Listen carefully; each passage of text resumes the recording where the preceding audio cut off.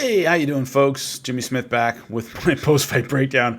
Shahbazyan versus Derek Brunson.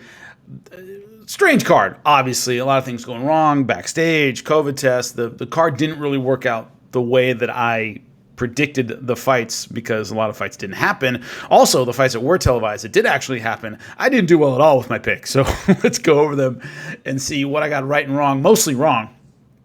But let's see. We start out at the bottom of the card. Bobby Green, Lando Vannata. I thought Vannata would pull this one out. Now, neither guy is the fighter they once were, but what I found so interesting about this fight is both guys were dropping their hands and mugging and clowning and then getting hit.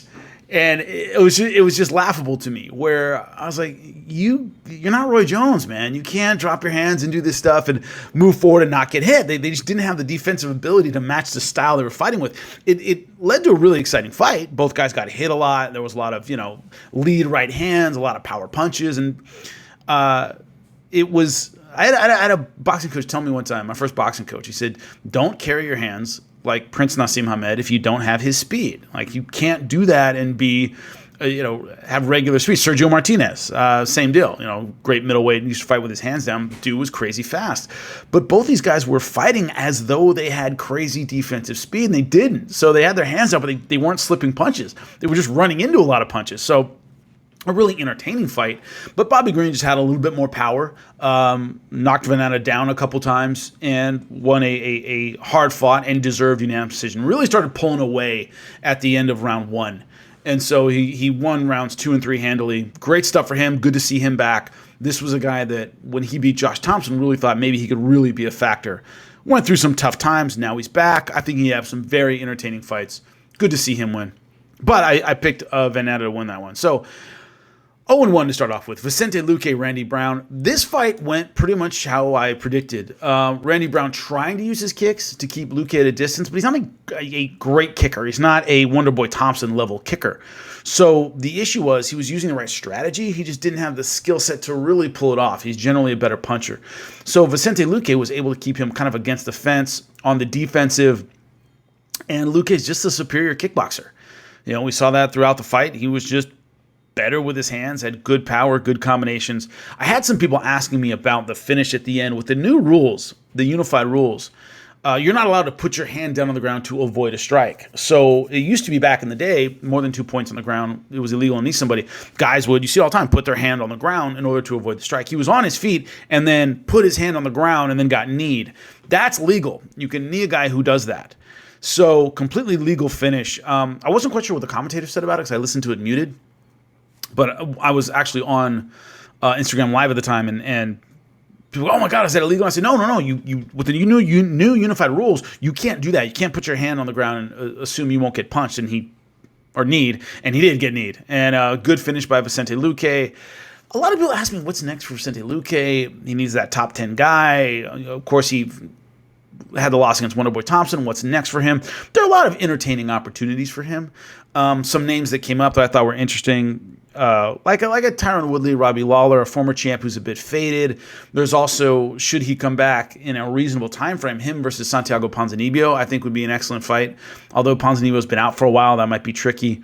But there's some entertaining options for him. I think he is a 5 to 10 level fighter right now. He can be in the top 10. He's not going to be the top 5 right now, but an excellent fighter, and a lot of opportunities for him, and he's incredibly exciting. So good performance for him, so I was 1-1 on my picks. That was the high point of my night, because in the co-main event, Jennifer Maia, Joanne Calderwood, I admitted, breaking this fight down, that I might have been biased toward Joanne Calderwood because I interviewed her this week for ESPN International, and she's a sweetheart, awesome person, love her to death. And so I just wanted to see her win. And also, she had a title fight lined up with Valentina Shevchenko and took a very dangerous fight, short notice, against Jennifer Maia. And you want to see something like that work out. You want to see, okay, she took a big risk, she went for it, she didn't play it safe, and she got rewarded, and it didn't work out that way at all. Maia seemed better from the outset. I thought Calderwood seemed a little bit tight, a little bit hesitant. She seemed to want to land one big punch, and Maia was kind of letting her punches flow. That's a good indicator in fights. If you've seen enough of them, you've called enough of them, is the fighter that's just letting them flow, meaning they're not worried about landing with power every single punch, but throwing their punches out there usually gets more comfortable than the one who's looking for one big shot. Joanne Calderwood seemed like she was looking for kind of one big shot rather than stay behind the jab, one step at a time, building and setting up combinations. She wasn't really doing that. And so when she went for the takedown, I thought that was, I wouldn't say desperation, she wasn't exactly hurt yet, but she went for the takedown because she was uncomfortable where she was. And a lot of times when a fighter does that, when a negative impulse or a negative emotion makes you do something, the results aren't as good. Meaning, if you take somebody down because you're getting your ass kicked, it's usually not as good as I'm the superior wrestler, I'm going to go for a takedown right now. Or if you're standing up because you just can't take somebody down, usually you're on the short end of the stick. And I kind of felt that way when Calderwood took her down. It was more like, I just don't like what's happening with stand-up, rather than I feel I'm better with the ground and pound, and here's where I'm going to take it. And she got her arm locked up, her shoulder locked up, essentially, underneath, and then she just wasn't passing properly. Her stance wasn't great. When she went to full guard, it was right underneath the armpits, and that's never what you want to be because it straightens out your arms. And she just didn't make the little tiny tactical adjustments to get out of bad position. So even before the armbar was locked up, I was like, I don't like this at all. I don't like the way she's approaching this ground game. She doesn't seem to be proactive. She doesn't seem to be defensively sound.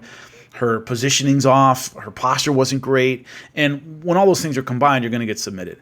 And so as soon as the guard went up under her armpits and she seemed a little off balance, I could just see that armbar coming. It's the easiest thing ever. Stepped over, got the armbar, and straightened it out. Great stuff for Jennifer Maia, but really derailed Joanne Calderwood. Remember, she was only on a one-fight win streak. It wasn't like she was tearing it up and she'll be back after this loss and definitely get a title shot. I mean, it could be back to the middle of the pack, and that's a tough thing to deal with.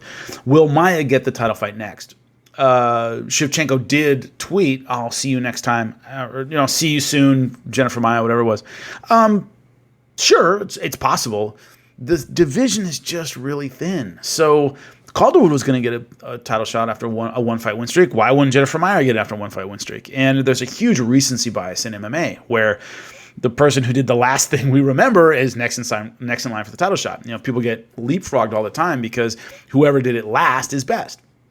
We tend to remember that. So all those things being considered, and once again, a thin division. There isn't a one standout 125 that I'm like, oh my God, I can't wait to see her take on Shevchenko. I think they all lose to Shevchenko. Maia had an excellent fight, good stuff. She's had trouble with the scale. That might be an issue. But there's nothing in the fight that makes me think, man, she really has a chance against Shevchenko. I didn't see any of that. Yeah, she looks solid. She could be next in line. She might be number 2. But to me, number 2 has a long way to go before they get to Valentina Shevchenko. It's just the nature of every division over 115 pounds. There's just a huge gulf between Nunes and the rest of the division. There's a huge gulf between Shevchenko and the rest of the division. So it certainly could be Maia. I don't think she wins that fight. So good performance for her, though. Hopefully she deals with her scale issues, because they generally don't like giving title shots to people who have trouble on the scale. And she's had trouble on the scale the 2 fights before Calderwood. So hopefully she has that under control. The main event, Derek Brunson, Shahbazyan. I thought Shahbazyan would find a way to land that power punch, and that was not the case at all. 2 things to me stood out in this fight. Brunson wore good shots well, meaning Shahbazyan did land some power punches. They didn't really back Derek Brunson up. He ate them well. He ate them like a veteran. He didn't fall apart mentally. He didn't fall apart tactically. So that's what happens when a power puncher meets somebody who doesn't necessarily fold under a power punch, and you got to deal with the rest of his game plan. And that's what happened. They stood and traded for a while, and Shahbazyan landed some good punches, but Brunson wasn't going anywhere. So after that, what did Brunson do? He made it about his wrestling. And when it comes to skill set, Brunson can do more than Shahbazyan. And when I broke this fight down, I thought, well, if he uses his wrestling and uses takedown, he can win. I didn't think he'd get the opportunity to do that, and he did. And once it was on the ground, you saw how far ahead Brunson was with his ground and pound, with his positioning. Shahbazyan really didn't have a way out, didn't have a way up. Got physically manhandled a little bit in those tight waist positions, in the clinch positions, in the ride positions. And Brunson was just one step ahead of him every single time. This fight was over at the end of round 2. Now, there are people who are giving Herb a hard time. I see why, with a few seconds left in round 2, you would let it go to the second round. For example, I really thought that Luke Rockhold versus Chris Weidman in their title fight was much worse. Remember, he had Full Mount, he was just beating the piss out of him. I could see that getting stopped. And Herb didn't. Herb let it go to the end of the round. It was like, well, there's a few seconds left. If this guy can make it, I'm not going to stop a title fight with a few seconds left to go in the round. Similar kind of thing here, although Shahbazyan, I think, was more with it than Chris Weidman was. But at the end of round 2, this fight was over. Had the doctor check him out. He got a few extra seconds to recuperate.